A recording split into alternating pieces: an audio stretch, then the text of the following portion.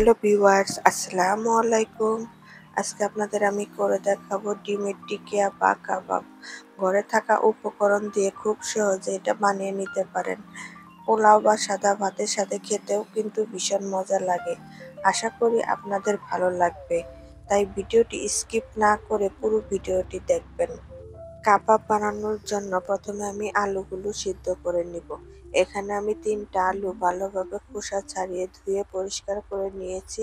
এখন পানির মধ্যে দিয়ে দিব। আলুর সাথে আমি ডিমও সিদ্ধ করে নিব। এজন্য 2টা ডিম আমি ভালোভাবে ধুয়ে পরিষ্কার করে নিয়েছি। এখন আলুর মধ্যে দিয়ে দিব। আলুগুলো আমি চেক করে নিয়েছি, ভালোভাবে সিদ্ধ হয়ে গিয়েছে। এখন নামিয়ে নিব। আলুগুলো ভালোভাবে ঠান্ডা করে নিয়েছি, এখন হাত দিয়ে ম্যাশ করে নিব।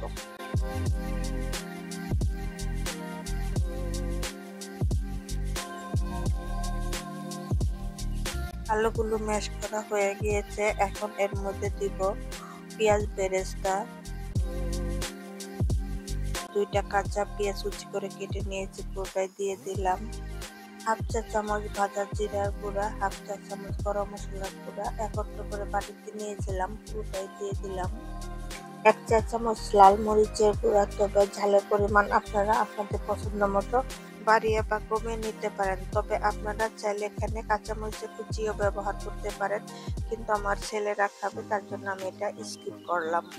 কালারের জন্য দিয়ে দিলাম অল্প পরিমাণে হলুদের গুঁড়া, স্বাদ মতো লবণ, 1 চা চামচ ঘি, 1 টেবিল চামচ স্লাইস সয়া সস দিয়ে সবকিছু আমি ভালোভাবে মেখে নিব।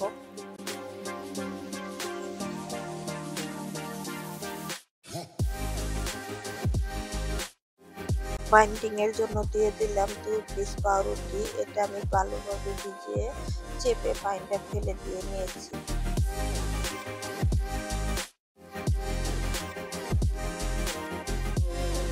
এখন 2টা সিদ্ধ ডিম গ্রেটার দিয়ে গ্রেট করে নিব। তবে আপনার চাইলে ডিমের পরিমাণ এখানে বাড়াতেও পারেন, কমাতেও পারেন।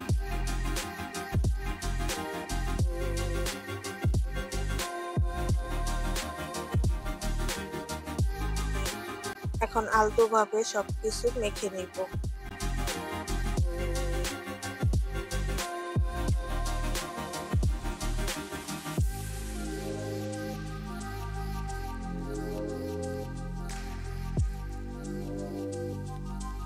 আমি ভালোভাবে মেখে নিয়েছি, এখন কাবাবের শেপ দিয়ে নেব।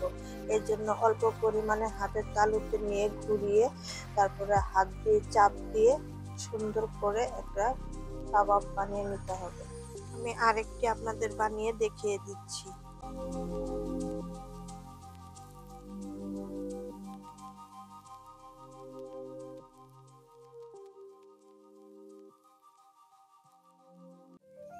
এখন কাবাবগুলো ভেজে নেওয়ার জন্য চুলায় একটি প্যান বসিয়ে তার মধ্যে দিয়ে দিলাম পর্যাপ্ত পরিমাণে তেল। এখানে আমি একটা ডিম ভালোভাবে ফেটে নিয়েছি। এখন কাবাবগুলো ডিমের মধ্যে দিয়ে ভালোভাবে কোট করে নিব। এখন তেলের মধ্যে কাবাবগুলো একে একে দিয়ে দিব।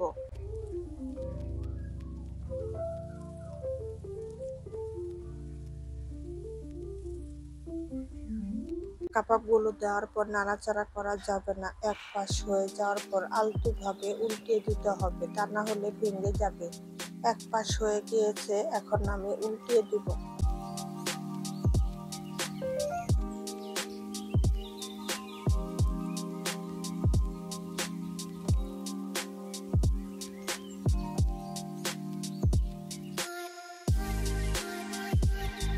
সব পাশ উল্টিয়ে পাল্টিয়ে আমি ভালোভাবে ভেজে নিয়েছি, এখন আমি তুলে নিব।